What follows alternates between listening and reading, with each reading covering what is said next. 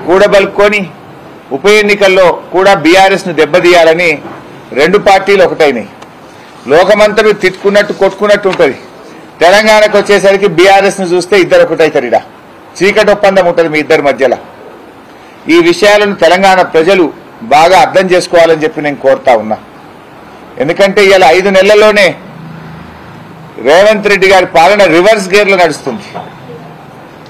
కొత్త హామీలు అమలు కాలేదు కానీ ఉన్న హామీలు ఒకటొక్కటి ఆగిపోతా ఉన్నాయి. దవాఖానల్లో కేసీఆర్ కిట్లు బంద్ అయిపోయినాయి. 5 ఏళ్లు కేసీఆర్ గారు ప్రతి ఇంటికి ప్రతిరోజు త్రాగునీరు అందిస్తే